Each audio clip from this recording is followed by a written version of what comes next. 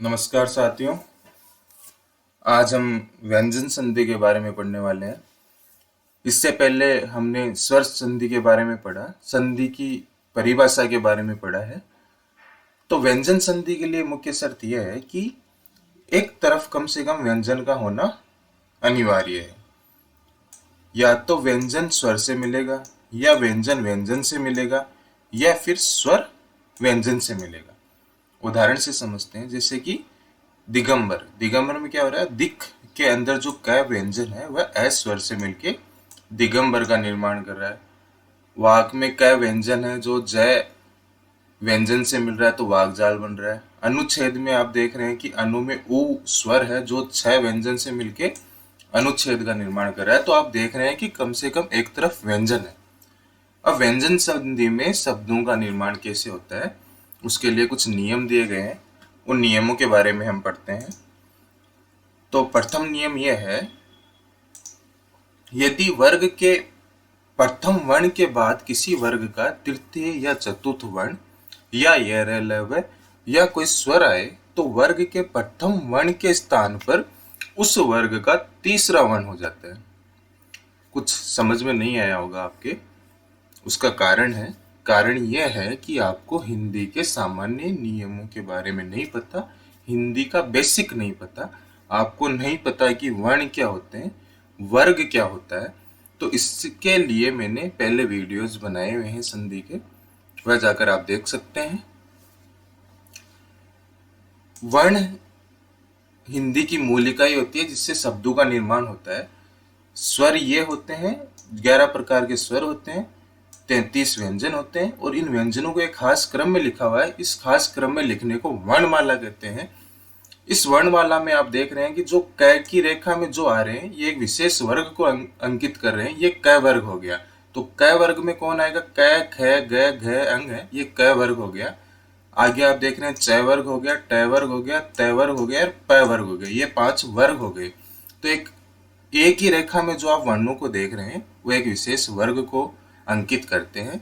अब इस वर्ग में इनका जो स्थान है उसके आधार पे इन्हें समझा जाता है कि जैसे ख है, इसका क्या स्थान है, ख का वर्ग में द्वितीय स्थान है। तो अब आप नियम को एक बार फिर से देखिए। यदि वर्ग के प्रथम वर्ण के बाद किसी वर्ग का तृतीय या चतुर्थ वर्ण या यरलव्य या स्वर है तो वर्ग के प्रथम वर्ण के स्थान पर उस वर्ग का तीसरा वर्ण हो जाता है। यानी वर्ग का प्रथम वर्ण क्या है, क है, उसके स्थान पर क्या होगा, तीसरा वर्ण ग हो जाएगा, च के स्थान पर ज हो जाएगा, ट के स्थान पर ड हो जाएगा। तो अब अपन इसको एग्जाम्पल से समझते हैं। दिग्गज है तो दिग्गज में आप देख रहे हैं कि क हलंत है और क के बाद में ग आ रहा है। ग क्या आ रहा है, किसी भी वर्ग का तीसरा वर्ण आ रहा है। तो ये इस नियम के अंतर्गत आ रहा है, इस नियम की शर्तों को पूरा कर रहा है। तो आप क्या देखेंगे कि क हलंत है, ये किस में परिवर्तित हो जाएगा, उसी वर्ग के तीसरे वर्ण में परिवर्तित हो जाएगा। क वर्ग का तीसरा वर्ण क्या है, ग है, तो क किस में बदल जाएगा, क आपके ग में परिवर्तित हो जाएगा। अब आप यहाँ पे देख रहे हैं कि क क्या है, क हलंत है। तो क हलंत का मतलब क्या होता है, किसी भी वर्ण के हलंत लगा देते हैं तो उसका अर्थ होता है कि वह वर्ण आधा हो गया। तो यहाँ पे आधा क है तो ये आधे ग में परिवर्तित हो जाएगा। तो दी आधा क आधे ग में बदल गया, फिर गज आ गया तो ये क्या बन गया, ये दिग्गज बन गया। ऐसे ही आप आगे बात करें जगदानंद। तो जगत के अंदर आप देख रहे हैं कि ये प्रथम वर्ण है किसी वर्ग का, उसके बाद में क्या आ रहा है, स्वर आ रहा है। तो क्या होगा, प्रथम वर्ण उसी वर्ग के तीसरे वर्ण में परिवर्तित हो जाएगा और ये जगदानंद का निर्माण हो जाएगा। ऐसे ही अजंत का निर्माण होगा। दूसरे नियम के बारे में पढ़ते हैं। यदि वर्ग के प्रथम वर्ण के बाद न या म आए तो वर्ग का प्रथम वर्ण अपने वर्ग के पंचम वर्ण में बदल जाता है। क च ट त प ये क्या है, किसी वर्ग के प्रथम वर्ण है, उसके बाद में अगर न या म आए तो ये जो प्रथम वर्ण है ये अपने ही वर्ग का पंचम वर्ण में बदल जाएगा। जैसे कि क वर्ग का अपने ही वर्ग का क है, इसका पंचम वर्ण क्या है, ये अंग हो गया। च का क्या है, ये हो गया। ट का क्या है, न हो गया। त का न हो गया और प का म हो गया। एग्जाम्पल से समझते हैं। उन्नति, तो तय के बाद में क्या आ रहा है, न या म आ रहा है, तो तय किस में बदलेगा, अपने ही वर्ग के पंचम वर्ण में बदलेगा। तो तय वर्ग का पंचम वर्ण क्या होता है, आपने अभी देखा न होता है तो तय हलंत यानी आधा तय आधे न में बदल जाएगा, तो ये उन्नति का निर्माण हो जाएगा। ये जो मैं आपको जो स्टार्टिंग में नियम बता रहा हूँ, ये नियम सबसे इंपॉर्टेंट है। ज्यादा से ज्यादा एग्जाम्पल्स इन नियमों के अंतर्गत आते हैं। उसके बाद में अपन तीसरे नियम के बारे में पढ़ते हैं। यदि मैं के बाद कोई स्पर्श व्यंजन वर्ण आए तो मैं का अनुस्वार या बाद वाले वर्ण के वर्ग का पंचम वर्ण हो जाता है। जैसे मैं है, मैं के बाद में स्पर्श व्यंजन वर्ण आए। स्पर्श व्यंजन वर्ण क्या होते हैं? ये जो आप क से लेके पैर तक की ये सारे देख रहे हैं ना, ये स्पर्श व्यंजन वर्ण होते हैं। तो इनमें से कुछ भी आए तो क्या होगा? इनमें से कुछ भी आए तो क्या होगा? अनुस्वार लग जाएगा या बाद वाले वर्ण के वर्ग का पंचम वर्ण हो जाएगा। एग्जाम्पल से समझते हैं। जैसे कि सम में आप देख रहे हैं मैं के बाद में स्पर्श व्यंजन वर्ण मैंने आपको बताया, उनमें से कोई भी आ गया तो ग आ गया। तो अब क्या होगा? मैं क्या होगा? मैं का अनुस्वार हो जाएगा, तो यहाँ पे मैं के स्थान पे अनुस्वार लगा दिया तो ये संगम बन गया। या फिर इसे ऐसे भी लिख सकते हैं। अब ये कैसे लिखा कि बाद वाले वर्ण, यानी ये बाद वाला वर्ण जो ग है इसका पंचम वर्ण, तो ग का पंचम वर्ण क्या है? ग वाली रेखा में पंचम वर्ण क्या है? अंग है। तो बाद वाले वर्ण का पंचम वर्ण यानी अंग में बदल जाएगा। तो ये यहाँ पे मैं इस अंग में बदल गया, तो ये संगम को इस तरह से भी लिख सकते हैं। तो आप देख रहे हैं कि अभी जो मैंने स्टार्टिंग में आपको जो ये 2-3 नियम बताए हैं, इन नियमों में ज्यादातर शब्द आ जाते हैं। व्यंजन संधि के और भी नियम है।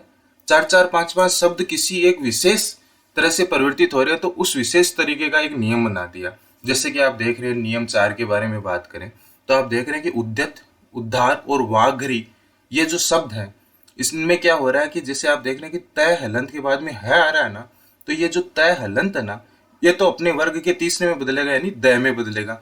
और जो है ये जो तय हलंत है तय वर्ग के चौथे में बदल जाएगा। तो तय वर्ग का चौथा वर्ण क्या होता है? ध होता है। तो तय तो बदलेगा द में, और जो है ये भी तय वर्ग के चौथे वर्ण यानी ध में बदल जाएगा। ये उद्यत शब्द का निर्माण हो जाएगा। तो ये 4-5 शब्द है, एक विशेष तरीके से परिवर्तित हो रहे हैं और उस विशेष तरीका का नियम बना दिया। इससे और भी कई नियम है। जो ऊपर के मैंने 3 नियम बताए हैं उनमें से ज्यादातर शब्द आ जाते हैं, बाकी 4-4, 5-5 शब्दों के और भी नियम है। तो आपको क्या करना है? आपको जो स्टार्टिंग के जो मैंने 3 नियम बताए हैं उनको अच्छी तरह से समझना है, क्योंकि उनमें बहुत सारे शब्द आ रहे हैं। बाद के नियमों में शब्द बहुत कम आ रहे हैं। तो आपको क्या करना है? उन शब्दों का अभ्यास कर लेना। उन नियमों को एक बार पढ़ लो और उन शब्दों का ज्यादा से ज्यादा अभ्यास करो। नियम काफी सारे याद करने पे संभावना ये रहती है, क्योंकि स्वर संधि के भी नियम है, विसर्ग संधि के भी नियम है, व्यंजन के संधि के भी नियम है, तो आपस में मिक्स होने की संभावना रहती है। तो इसका तरीका ये है कि जिसमें ज्यादा से ज्यादा एग्जाम्पल आ रहे हैं उन नियमों को तो अच्छे से याद कर लिया जाए और उसके बाद में ज्यादा से ज्यादा एग्जाम्पल सोल्व किया जाए। तो जो बाकी के जो नियम बचे हैं उनको एक बार आप पढ़ लीजिए। फिर आपको संधि को देखिए पढ़ने का सबसे अच्छा तरीका यही है कि इसके ज्यादा से ज्यादा आप एग्जाम्पल सोल्व करो। तो फिर अपने आप वो शब्द है ना जो विशेष, जैसे कि 3-4 शब्दों का एक नियम बना दिया, तो नियम तो मिक्स हो जाएंगे, लेकिन 3-4 शब्दों का आप 3-4 बार अभ्यास करेंगे तो आपको वो शब्दों का पता चल जाएगा इस शब्द का संधि विच्छेद ऐसे हो रहा है। तो ज्यादा से ज्यादा क्या करना है? ज्यादा से ज्यादा आपको अभ्यास करना है। जैसे आप देख रहे हैं अपन ने नियम पढ़ा है पहले वाला, वाक प्लस ईस। तो आपने देखा है कि क वर्ग के बाद में स्वर आ रहा है तो क वर्ण है वो अपने ही वर्ग के तीसरे वर्ण में परिवर्तित हो जाएगा। तो क के स्थान पे ग आ जाएगा, तो ये वागीस बन गया। ऐसे ही सडानंद का निर्माण हो रहा है, सदाशय का निर्माण हो रहा है।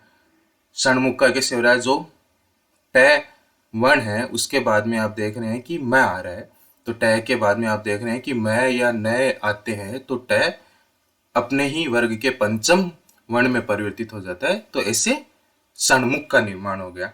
तो आप जितने ज्यादा एग्जाम्पल सोल्व करेंगे आपके नियम क्लियर होते जाएंगे। आपको शुरुआत के जो नियम है जिनमें ज्यादातर एग्जाम्पल्स आ रहे हैं उन नियमों को अच्छी तरह से याद करना है, समझना है। उसके बाद के नियमों के स्थान पे आप एक बार नियम पढ़ लीजिए और फिर उसके बाद में ज्यादा से ज्यादा उनके एग्जाम्पल सोल्व करने हैं।